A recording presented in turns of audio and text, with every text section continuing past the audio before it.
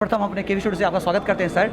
जो वैक्सीनेशन को लेकर एक खास समुदाय में ऐसा देखा जा रहा है कि वैक्सीनेशन के प्रति उनकी उदासीनता है, तो क्या संदेश, क्या एक अपील होगा उन समुदाय से? देखिए, इस कोरोना में गरीब, अमीर, हिंदू, मुसलमान, सिख, ईसाई किसी को नहीं छोड़ा।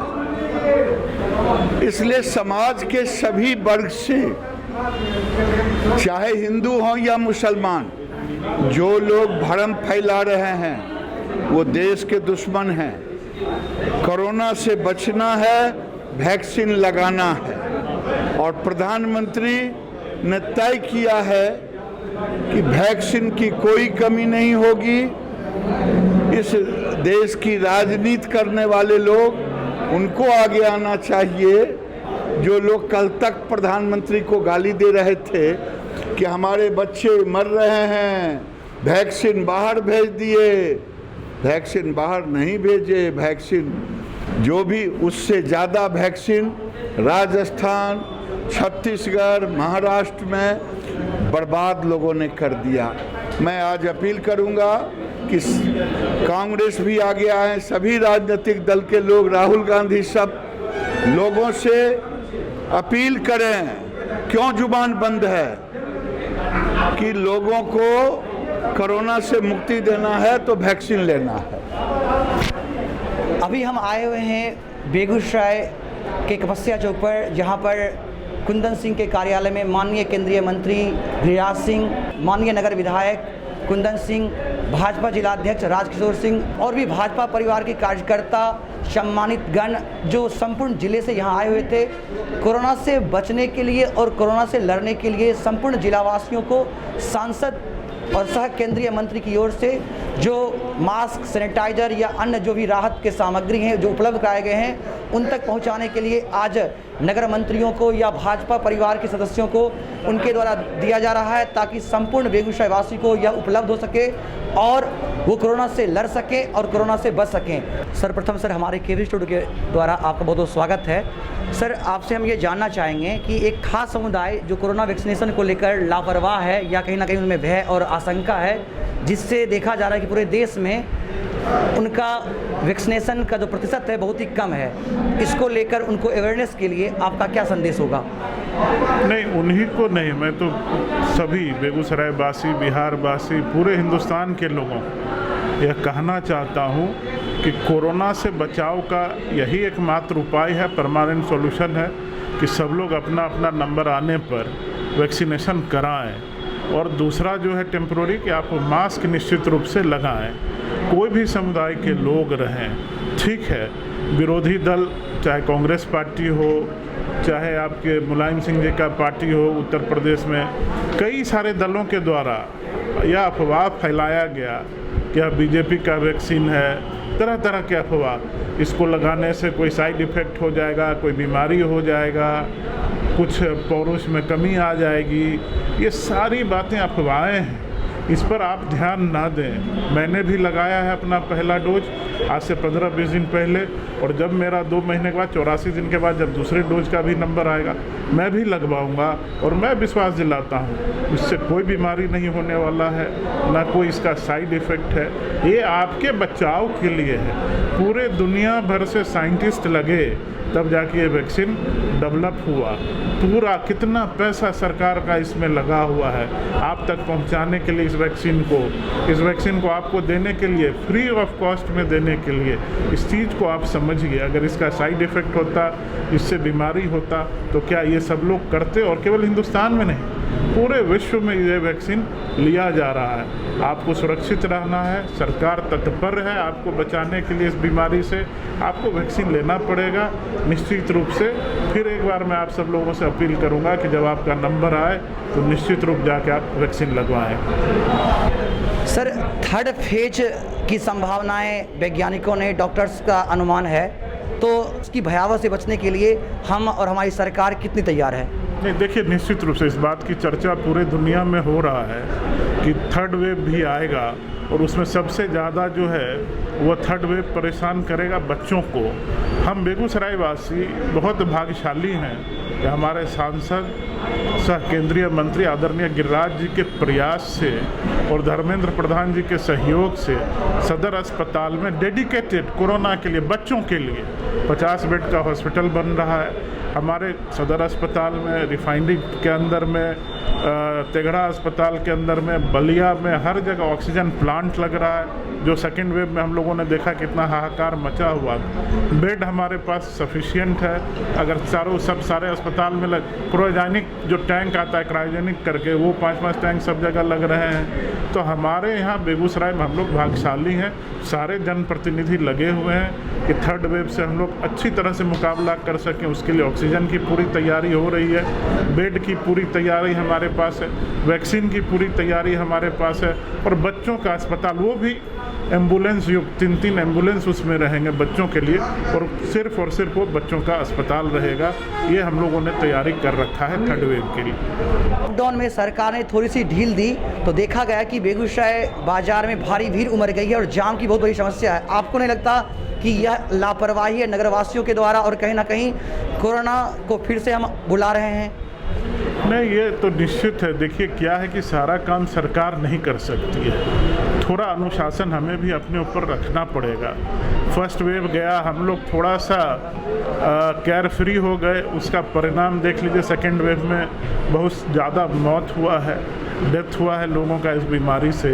तो मेरा निवेदन होगा सभी जनता जनार्दन से कि अगर आपको ज़रूरत हो तभी आप निकलें तो कोरोना के गाइडलाइंस को फॉलो करें, मास्क लगाएं, बढ़िया से अपने आप को ढक कर रखें, सैनिटाइज़ करें, हाथ को सैनिटाइज़ करें, ये सारी करें। लेकिन बेवजह अनावश्यक घर से बाहर ना निकलें, भीड़ ना निकलें। अभी पूरी तरह से ये बीमारी अभी गया नहीं है। हाँ, जब पूरा देश वैक्सीनेटेड हो जाएगा, सब लोग वैक्सीन ले लेंगे, तब हम मान सकते हैं कि हम सब लोग सुरक्षित हो गए। और वह दिन भी आएगा निश्चित तौर से, 2 महीना में आए, 3 महीना में आए, वह दिन भी आएगा कि हम लोग फिर फ्री होके जिस तरह पहले घूमते थे, जिस तरह पहले अपना काम करते थे, वह भी करेंगे। ये मात्र 2-3 महीने की बात है। आपसे निवेदन है, हाथ जोड़ के निवेदन है कि आप लोग कोरोना प्रोटोकॉल का पालन करें, बेवजह घर से बाहर ना निकलें। कोरोना के चेन को तोड़ने के लिए लगातार लॉकडाउन लगाया जा रहा है, तो क्या लगता है सरकार इसको आगे बढ़ाएगी या कहीं ना कहीं जनजीवन सामान्य होगा? नहीं, देखिए, ये तो ज़रूरत के हिसाब से है। उस समय कितना एक्टिव केस होता है कोरोना का, कितने लोग बीमार हैं, क्या रेशियो है। हालांकि लॉकडाउन लगाने से काफ़ी रोकथाम हुआ है, काफ़ी कंट्रोल में आया है। अगर इस तरह का कंट्रोल रहा, रोकथाम रहा, एक्टिव केस में इजाफा नहीं हुआ, तो निश्चित रूप से और ढिलाई देगी सरकार और आगे धीरे धीरे लॉकडाउन हटाएगी। कोई भी सरकार नहीं चाहती है कि लॉकडाउन हो। सारा काम जितना है वह सारा ख़राब हो जाता है, हम कर नहीं पाते हैं, सारा बिजनेस चौपट हो जाता है, लोगों को परेशानियां झेलने पड़ती है। लेकिन क्या करें, अगर जान बचाना है, लोगों को सुरक्षित रखना है, तो यह कड़े निर्णय लेने पड़ते हैं। लेकिन इसलिए मैं निवेदन करता हूं कि बेवजह लोग घर से ना निकलें, ताकि लॉकडाउन जल्द से जल्द हट सके। अगर केस बढ़ता रहेगा, एक्टिव केस आता रहेगा, मृत्यु होता रहेगा, तो सरकार के पास दूसरा कोई चारा नहीं है, लॉकडाउन लगाना ही पड़ेगा। बेगूसराय में अतिक्रमण एक बहुत बड़ी समस्या है और हर कोई इससे त्रस्त है। नहीं, देखिए, अतिक्रमण जो शहर का है उससे कई नुकसान होते हैं। नाला नाली जाम हो जाता है, साफ़ नहीं हो पाता है, बारिश के समय में पानी जमा हो जाता है। तो निश्चित रूप से सरकार को उस पर ध्यान देना चाहिए और जितने लोग हैं, पदाधिकारी हैं या जिला प्रशासन है, उसको ध्यान देना चाहिए, अतिक्रमण को हटाना चाहिए और वो निश्चित रूप से ये कार्रवाई भी होगी, मुझे पूर्ण विश्वास है।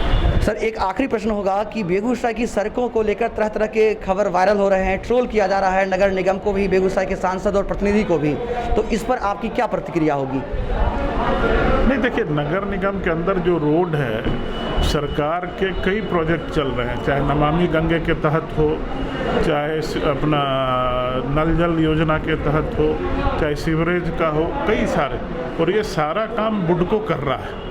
ये नगर निगम इसका नहीं काम करा रहा है, ना खुद कर रहा है, ना उसको देख रेख करना है, ये बुडको कर रहा है। लेकिन लोग इसको, कल भी हमारे सांसद जी जो मंत्री भी हैं केंद्र सरकार में, मैं स्वयं सब लोग बैठे थे बुडको के पदाधिकारियों के साथ। डे टू डे हम लोग मॉनिटर कर रहे हैं और आप लोगों ने भी देखा होगा कि पिछले 1 महीने से काफ़ी रफ्तार काम में आया है। अब मुझे विश्वास है कि, और आशा भी करता हूँ कि ये मानसून के पहले बहुत ज़्यादा राहत नगर निगम वासियों को मिल जाएगा। लेकिन ये काम भी ज़रूरी है, सरकार चाहती है कि आपके घर में नल के माध्यम से पानी पहुँचे, प्रॉपर सीवरेज का। देखिए बेगूसराय शहर बहुत पुराना बसा हुआ शहर है, कोई नया नहीं, तो यहाँ कोई प्लान करके बसा नहीं था, तो प्रॉपर सीवरेज नहीं था, नल जल नहीं था, बहुत सारी दिक्कतें थी यहाँ पे। लेकिन अगर वो फैसिलिटी जनता को चाहिए और सरकार देना चाहती है तो निश्चित रूप से कुछ समय के लिए तो थोड़ा सा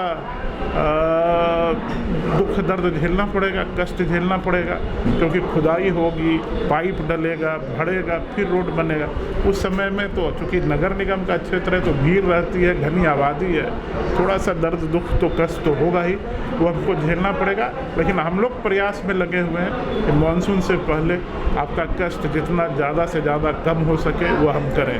बहुत बहुत धन्यवाद सर। धन्यवाद, बहुत बहुत। देखिए, कोरोना से बचाव के लिए मास्क और सोशल डिस्टेंसिंग और सैनिटाइज़र से हम सैनिटाइज करके अपने हाथों को, और सुरक्षात्मक उपाय से ही कोरोना से बचाव हो सकता है। साथ ही साथ मास्क, सोशल डिस्टेंसिंग के साथ वैक्सीनेशन सबसे ज़्यादा आवश्यक है, क्योंकि वैक्सीनेशन से हमें वो प्रतिरक्षात्मक सपोर्ट मिलता है बॉडी को, जिससे हम कोरोना से बचाव कर सकते हैं। इसलिए हमारा निवेदन होगा कि बचाव के जो संसाधन हैं, जो मास्क, सैनिटाइज़र हैं, उसका प्रयोग करें, सोशल डिस्टेंसिंग को मेंटेन करें, अपने जीवन पद्धति में एक बदलाव लाएं, और साथ ही साथ वैक्सीनेशन के जो डोज लेने हैं उसको उचित समय पर आप वैक्सीनेशन के डोज लें, जिससे हम कोरोना से बचाव कर सकते हैं। प्रथम लहर के बाद लोगों को लगा कि दूसरी लहर नहीं आएगी, लेकिन प्रथम लहर के बाद दूसरी लहर ज़्यादा कहर ढाकर चली गई। इसीलिए हम अभी एक्सपेरिमेंट के दौर में हैं, तीसरी लहर की भी आशंका है, इसीलिए हम अपने जीवन शैली में बचाव करके प्रतिरक्षात्मक और सुरक्षात्मक उपाय और सतर्कता से हमेशा जीने का प्रयास करें। लोगों में वैक्सीनेशन को लेकर उदासीनता है, भ्रम है, भय है, जिससे उनमें देखा जा रहा है कि वैक्सीनेशन की जो प्रतिशत है वो बहुत ही कम है, नगण्य है। इसको लेकर क्या संदेश होगा आपका? हमें लगता है कि जो धार्मिक गुरु हैं, जिनके तरफ आपका इशारा है, मौलवी, मदरसे के लोग, वो लोग भी बाहर आए हैं और उन्होंने भी जिला प्रशासन के साथ अपील किया है कि उन्होंने भी लगाई है डोज, और जो हमारे अल्पसंख्यक भाई या जिस संवर्ग के भाई हैं उसके बारे में कोई भ्रांति नहीं होनी चाहिए, और सारे लोग डोज लगवा रहे हैं। यदि कोरोना है तो वो जाति, धर्म, बाउंड्री और बाइंडिंग्स को नहीं देखता है। इसीलिए कोरोना का यदि फैलाव होगा तो वो सभी में होगा। इसीलिए सभी लोगों को, चूँकि समाज में सब लोग एक साथ रहते हैं, इसीलिए प्रतिरक्षात्मक शक्ति डेवलप करने की और वैक्सीन लेने की सबको आवश्यकता है। इसलिए मेरा निवेदन होगा कि इन बातों में ना रह के, इन भ्रांतियों में न रह के, इन अफवाहों से बचकर वैक्सीन लें। सेवा ही संगठन है, इस तरह से जो यहाँ पर एक कार्यक्रम शुरू किया गया है भाजपा परिवार के द्वारा। आज यहाँ केंद्रीय मंत्री गिरिराज सिंह भी आए हुए थे और यहाँ पर देखा जा रहा है कि मास्क और सैनिटाइजर का वितरण हो रहा है। क्या कहना चाहेंगे? मेरा स्पष्ट मानना है कि भारतीय जनता पार्टी राष्ट्रीय स्वयंसेवक संघ के बाद राजनीतिक संगठन बना, और राष्ट्रीय स्वयंसेवक संघ सेवा के लिए बना है। तो हमें तो लगता है कि भारतीय जनता पार्टी के वैचारिक अवधारणाओं में सेवा ही है, और उसी रूप को हमारे राष्ट्रीय अध्यक्ष ने कोरोना के कालखंड में सेवा ही संगठन का रूप दिया है, जिससे हमारे हजारों कार्यकर्ता गांव-गांव, कस्बे-कस्बे में जाकर कोरोना के प्रति जागरूकता भी पैदा करेंगे, इन चीज़ों का बंटवारा भी करेंगे, और अन्य विपक्षी दलों को भी ये बताएंगे कि राजनीति सेवा का आधार है, राजनीति कुर्सी प्राप्त करने का आधार नहीं है। और जो हमारी सैद्धांतिक प्रतिबद्धताओं में संघ से लेकर भारतीय जनता पार्टी तक शामिल रहा है, हम चाहते हैं कि जो विपक्षी दल वैक्सीन को लेकर, कोरोना मैनेजमेंट को लेकर बार बार टिप्पणियां करते हैं, उनको हम संदेश देना चाहते हैं अपने कार्यकर्ताओं के माध्यम से और समाज में जागरूकता के माध्यम से कि सेवा ही राजनीति का आधार है। चाहे कोरोना हो या आपदा हो